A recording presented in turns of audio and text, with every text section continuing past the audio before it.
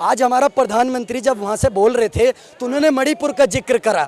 विपक्ष चिल्ला रहा है मणिपुर पर नहीं बोल रहे, मणिपुर पर नहीं बोल रहे। जब प्रधानमंत्री जी संसद में बोलने के लिए आते हैं तब आप उठ करके भाग जाते हैं, वॉकआउट कर देते हैं। पावर की बात कर रहे हैं ना, ये पावर उन्होंने सिर्फ कहा है, मगर हमारे एक देश में एक ऐसा प्रधानमंत्री भी था जो हजारों सिखों का नरसंहार करके भी पता क्या बोला था यहाँ पे, क्या बोला था? पावर का दुरुपयोग क्या होता है इस वाक्य से समझना।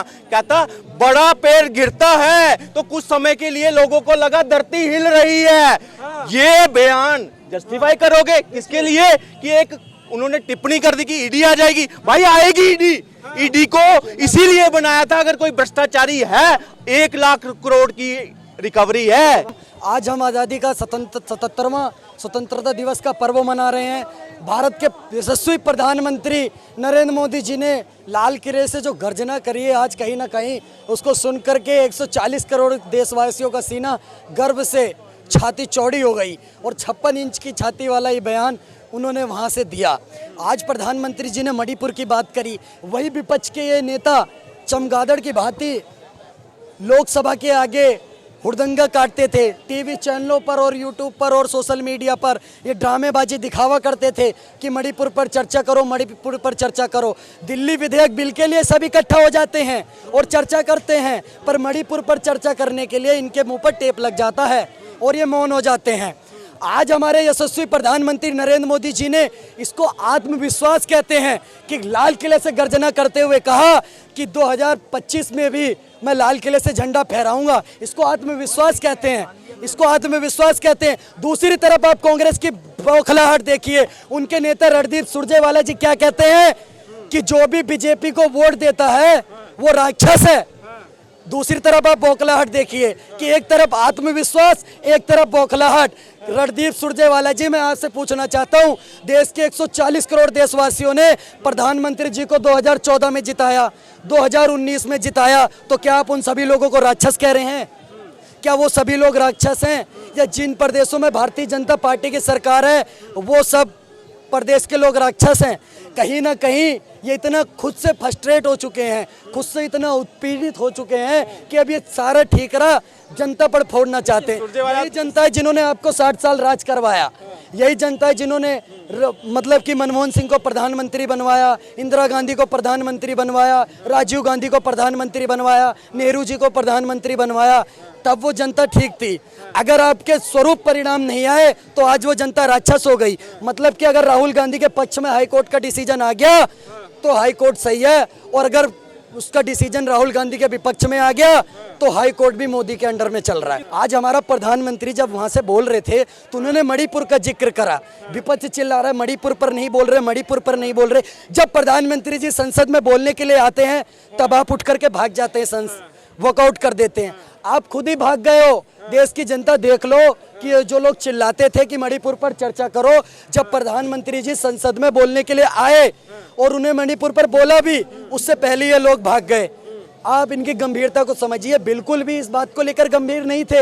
इनको मणिपुर से कोई मतलब नहीं है, क्योंकि राजनीति इनका धर्म है और ये नेता बड़े बेशर्म हैं और सेक लेते हैं राजनीतिक रोटियां जब देखते हैं तवा गर्म है। इनको मणिपुर से कोई मतलब नहीं था। एक बात बताइए, 2013 में मणिपुर 133 दिन ब्लॉकेज रहता था, 6 महीने के लिए बंद रहता था। आज से मणिपुर का ये हाल नहीं है। एक बात बताइए, वहाँ 2 समुदाय रह रहे हैं, मैतई और कोकई, बहुत समय से रह रहे हैं। उस पर गंभीरता के साथ देश के गृह मंत्री जी कह रहे हैं मैं असीमित समय के लिए चर्चा के लिए तैयार हूं, पर विपक्ष आए तो सही, क्योंकि आएंगे नहीं। अब आएंगे तो 60 साल का ब्यौरा भी खोल दिया जाएगा, खुल जाएगा ना सब कुछ कि क्या क्या है, आपने क्या क्या षड्यंत्र करे, भारत को किस प्रकार से। आप एक बात बताइए, इंदिरा गांधी जी ने ही तो दे दिया था। आप एक बात में, श्रीलंका का एक बॉर्डर है, उसको इंदिरा गांधी जी ने श्रीलंका को मुफ्त में दे दिया था। वो पहले हमारे पास था, क्यों दे दिया था भाई, क्यों दे दिया था? नेहरू जी कहते थे हिंदी चीनी भाई भाई, और वो हमारे सेनाओं को, सैनिकों को आकर के देखा, आपने देखा 1962 में हिंदी चीनी भाई भाई का नतीजा। आज का भारत न नजर झुकाकर बात करता है न नजर उठाकर बात करता है, ऐसे आंखों में आंखें मिलाकर के बात करता है। देखिए ये बात कौन बोल रहा है? विपक्ष के नेता लालू प्रसाद यादव, जो खुद 3-3 केसों में सजा याफ्ता है। गाय भैंस बैल बकरी सबका चारा खा गए। चारा घोटाले में आरोपी है कि नहीं है? आरोपी नहीं भाई साहब, बकायदा कोर्ट ने सजा सुनाई हुई है। एक बात बताइए, इन लोगों के पास इनके लिए क्या बोलूं मैं? ये सारे भ्रष्टाचारी सम्मेलन है सर। एक बात बताइए, वही अरविंद केजरीवाल हाफ बाजू की नीली कलर की शर्ट पहन करके 10 रुपए का बटरफ्लो का पेन लगा करके सोनिया गांधी जी के लिए 2014 में क्या बोलते थे? सोनिया गांधी को जेल में डाल दो, अभी सारे घोटालों की पोल खुल जाएगी। भाई साहब 2014 और 23 में इतना बदल गए भाई साहब। केजरीवाल जी, सोचता हूँ कि वो कितने मासूम थे, क्या से क्या हो गए देखते देखते। भाई ने बात करी अजीत पवार, तो घर से पढ़ के नहीं आते। अजीत पवार पे ईडी और सीबीआई के अभी तक जितने केस चल रहे थे अभी भी चल रहे हैं, उनको क्लीन चिट नहीं मिली है। लेकिन जो कांग्रेस पार्टी क्या करती है, वो उनके अगर पार्टी में कोई भ्रष्टाचार करता है तो भ्रष्टाचारी के साथ खड़े हो जाते हैं। आप देखिए लालू यादव के साथ खड़े ही नहीं खड़े। आप देखिए मनीष सिसोदिया खुद को कितना बड़ा वो बताते थे, मैं भगत सिंह हूँ। आज एक बात बताइए, यहाँ पर देश के सारे नौजवान भाई बहन सब खड़े हुए हैं। मैं आज से पूछना चाहता हूँ, आपका बच्चा, माताओं आपसे पूछना चाहता हूँ, अगर आपका बच्चा ठेके पर 1 बोतल दारू लेने गया हो और उसको अगर एक बोतल दारू उसके साथ फ्री मिल दे रहा हो, कोई सरकार दे रही हो, तो आपके बच्चे के साथ सही कर रही है गलत कर रही है, ये आप डिसाइड करो। क्योंकि नजर नहीं है, नजारों की बात करते हैं और जमीन पर चांद सितारों की बात करते हैं। ये हाथ जोड़ करके बस्तियों को लूटने वाले हमारी सभा में सुधारों की बात करते हैं। घोटालों की बात जो की गई है, अजीत पवार जी भाजपा की वॉशिंग मशीन में आते एकदम क्लीन चिट, बहुत बढ़िया सब हो जाता है। और उसके बाद अब फिर घोटालों की बात करते हैं कि ये मोदी जी खुद खड़े होकर मन से कहते हैं इतने लाख करोड़ अजीत पवार और ये सब पता नहीं कितने लोगों के नाम लेते हैं, तुरंत आते हैं पलट जाते हैं, उनके यहाँ आते हैं सब बहुत बढ़िया चल रहा है चंगा सी। और अमित शाह जी मंच से कहते हैं कि नहीं पहले गलत जगह थे अब सही जगह, आप सही कर रहे हैं सब। आप कह रहे हैं अजीत पवार भाजपा की वॉशिंग मशीन में आके साफ हो गए। हाँ जी, जवाब तो दे दूं। मतलब अजीत कुमार जब इनके अलायंस में थे, अजीत पवार जो है जब इनके अलायंस में थे, इनकी सरकार में थे, मतलब वो भ्रष्टाचारी थे। मान रहे हैं आज, मान रहे हैं यार, आप सही है मेरे से ये देखिए, ये मानेंगे आप देशभक्ति के नाम क्या था? हमारी साफ सुथरी सरकार यही कहती थी कांग्रेस सरकार। मगर अब देखिए जैसे पलटी बजी जो आरोप भाजपा लगाती थी उस पे मोहर लगाने की काम कर रहे हैं, मोहर लगाने की काम कर रहे हैं। मीनाक्षी लेखी जी संसद में खड़े होकर कहते हैं ईडी तुम्हारे घर आ जाएगा। एक मंत्री जी कहते हैं बैठ जा तुझे तेरी औकात बता दूंगा। ये हमारे संसद में कर रहे हैं, विपक्ष के सस्पेंड किए जा रहे हैं, आप संसद चला रहे हैं। विपक्ष को सस्पेंड किया जाता है, विपक्ष को बोलने नहीं दिया जाता है। मैं एक बात कहता हूँ, देखिए पावर की बात कर रहे हैं ना, ये पावर उन्होंने सिर्फ कहा है, मगर हमारे एक देश में एक ऐसा प्रधानमंत्री भी था जो हजारों सिखों का नरसंहार करके भी पता क्या बोला था यहाँ पे, क्या बोला था? पावर का दुरुपयोग क्या होता है इस वाक्य से समझना। कहता बड़ा पेड़ गिरता है तो कुछ समय के लिए लोगों को लगा धरती हिल रही है। ये बयान जस्टिफाई करोगे किसके लिए? कि एक उन्होंने टिप्पणी कर दी कि ईडी आ जाएगी। भाई आएगी ईडी को इसीलिए बनाया था, अगर कोई भ्रष्टाचारी है 1 लाख करोड़ की रिकवरी है ईडी की, 1 लाख करोड़ की रिकवरी।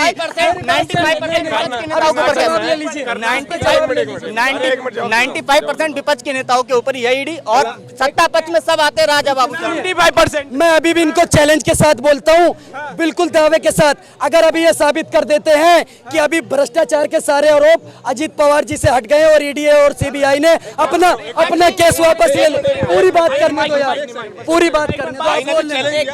मैं भाई का चैलेंज एक्सेप्ट कर रहा हूँ, एक दिन के लिए ईडी सीबीआई मुझे दे दो, आधी से ज्यादा बीजेपी जेल में पड़ी होगी, आधी से ज्यादा बीजेपी जेल में पड़ी होगी। इनके पास विजिलेंस है, इधर आओ, इनके पास विजिलेंस, कहाँ भाग रहे हैं? इनके पास विजिलेंस है, राजस्थान में विजिलेंस है, छत्तीसगढ़ में विजिलेंस है, पश्चिम बंगाल में जहां इनकी सरकार नहीं है, वहां जहां इनकी सरकार है वहां विजिलेंस है ना, क्यों नहीं डालती अंदर? नौटंकी करनी है, भ्रष्टाचार में लिप्त खुद इनका एक प्रधानमंत्री, उसी का कोट करता हूं एक, कि 1 रुपया सेंटर से हम बेचते हैं, 15 पैसे आम लोगों तक, 85 पैसे बिचौलिए खा जाते। कौन भ्रष्टाचार था 85 पैसे का, 85 पैसे का भ्रष्टाचार, और ये कहते हैं कि हम भ्रष्टाचारी नहीं है। आज इन्हीं के ऊपर कार्रवाई क्यों नहीं हो रही है? 9 सालों में एक भी आरोप क्यों नहीं लगा? इन्होंने राफेल बोला कि चौकीदार चोर है, चौकीदार चोर है, ये कराया, लेकिन सुप्रीम कोर्ट में बाद में माफी मांगी। आज सुप्रीम कोर्ट, ये राहुल गांधी ना ये शब्द दोहरा नहीं सकता, सुप्रीम कोर्ट यहाँ से पकड़कर ना सीधे जेल में डालेगा। एक बारी माफी मांगी है इन्होंने, एक बारी माफी। ये सिर्फ अभी नौटंकी करते हैं सिर्फ, और शब्दों के साथ खेलते हैं। आज स्वतंत्रता दिवस है, एक आपत्ति मेरी आपके चैनल के माध्यम से राहुल गांधी से, कि जो आपने संसद में बोला था ना भारत माता की हत्या, ये शब्द हमें बर्दाश्त नहीं है। तो कह रहे संसदीय शब्द है ही नहीं है, सांसदीय शब्द है ही नहीं। जब भारत के सपूत, भारत माता के सपूत जब जिंदा है ना, तो भारत माता की हत्या नहीं हो सकती।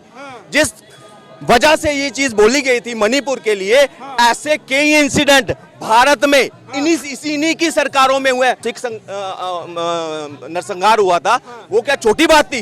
भोपाल गैस कांड, एंडरसन को यहाँ अपने सरकारी जहाज में अमेरिका छोड़ने गए थे यही राजीव गांधी, तब वो भारत माता की हत्या नहीं थी।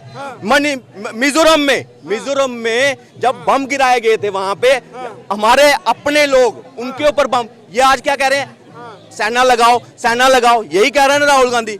क्या ये इनकी दादी का इतिहास दोहरा है कि मोदी जी जो इनकी दादी ने किया था वहां पे, मोदी जी वो करें कि आम निहत्थे लोगों को वहां पे जो अपने लोग हैं उन पे गोलियां चलाने के लिए बोल रहे हैं? वहां तरीके से होगा। अगर कश्मीर का मुद्दा मोदी सॉल्व कर सकते तो मिजोरम छोटा सा है ये, और मणिपुर क्या कह रहे हैं? कश्मीर का क्या मुद्दा सॉल्व कर दिया? आप लोग सिर्फ पेपर में पढ़ लेते हैं और थोड़ी सी बात हिंट्स देखते हो, समझते हैं कि सॉल्व हो गया। हुआ मैं क्या? खुद जम्मू कश्मीर से हूँ, मैं खुद जम्मू कश्मीर से हूँ, हमें पता। जाओ लाल, अरे क्या कह रहे, क्या बदल गया? लाल चौक में आज भी तिरंगा लहरा रहा है, वहाँ पे किसी की हिम्मत नहीं थी। 2014 से पहले किसी की हिम्मत नहीं थी यात्रा भी निकाल सकते। अरे मोदी जी की रात में आपके राहुल गांधी ने भी वहाँ बिना सिक्योरिटी में वहाँ पे यात्रा निकाली। वहाँ होना ही चाहिए, वो हिंदुस्तान का हिस्सा है और वहाँ होना चाहिए। आप कह रहे स्थिति नहीं सही हुई वहाँ? कहाँ की? मैं तो कह रहा हूँ पूरे हिंदुस्तान की स्थिति सही नहीं है। इन्फ्लेशन रेट इतना महंगा हुआ है कि खाने को पैसा नहीं है। हम लोग पॉलिटिकल इश्यूज पे लड़ रहे हैं। आप ये नहीं देखते कि ग्रोथ क्या हो रही है? आपके हाथ में क्या? आपके बच्चे कहाँ पढ़ रहे हैं? ग्रोथ नहीं हो रही है, कुछ नहीं हो रहा। इनको नहीं दिखेगा।